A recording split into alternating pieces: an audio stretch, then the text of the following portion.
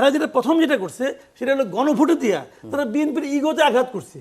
BNP মনে করছে আমাদেরকে ব্ল্যাকমেল করা হচ্ছে। এখন ওইটা কি ওকে, আমরা মাসুদ কামাল ভাই আসলে কি বিএনপি কেয়ার করে না জুলাই সনদ গণভোটে হ্যাঁ কিংবা যে যে ক্ষেত্রে নোট অফ ডিসেন্ট ছাড়াই বিএনপি একমত ছিল সেই সমস্ত বিষয়গুলো কি আসলেই বাস্তবায়ন করবেন এরকম আশঙ্কা করার একটা কথা বলি, এখানে না দুটা জিনিস মানে গুলিয়ে ফেলানো হয়েছে।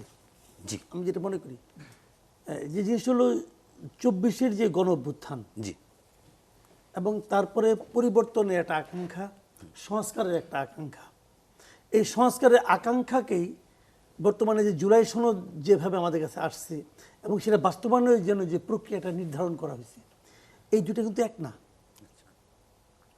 পরিবর্তনের যে আকাঙ্ক্ষা, সংস্কার, জুলাই সনদকে আপনি ভাবতেছেন এটাই সংস্কার, এটাই কি একমাত্র সংস্কার? এই সংস্কারটা কি সর্বোত্তম সংস্কার? এটা নিয়ে তো আমারই আপত্তি আছে। আমি তো শুরু থেকেই বলতেছি এই সংস্কারের দায়িত্বটা যাদেরকে দেওয়া হয়েছে এই লোকগুলি আপ টু দ্য মার্ক নয়, এবং সংস্কারের দায়িত্বগুলি যারা পালন করেছে যে লোকগুলো, এই লোকগুলো দেশপ্রেমিক নয়। কিন্তু রাজনৈতিক দলগুলো তো এটা মেনেই নিয়েছে। রাজনৈতিক দল হলেছে কি হয়েছে? আমি রাজনীতি করি না, আমার মতামত নাই। অবশ্যই আছে। ওই রাজনৈতিক দল কই খুঁজে পাইছেন? কেউ 30টা দল ছিল এই ইলেকশনে, 30টা দলকে জনগণ কি পরিমাণ ভোট দিছে দেখেন নাই?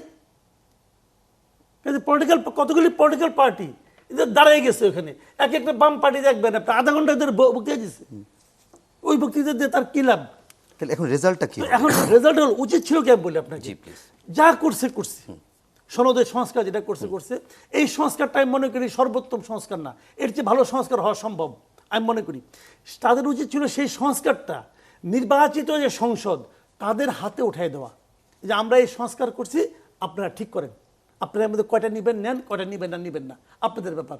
এরা যেটা প্রথম যেটা করছে সেটা হলো গণভোটে দিয়া তারা বিএনপির ইগোতে আঘাত করছে। সিম্পল কথা, কিন্তু বিএনপি যেটা মানে না এটাকে মুখে বলতে হবে।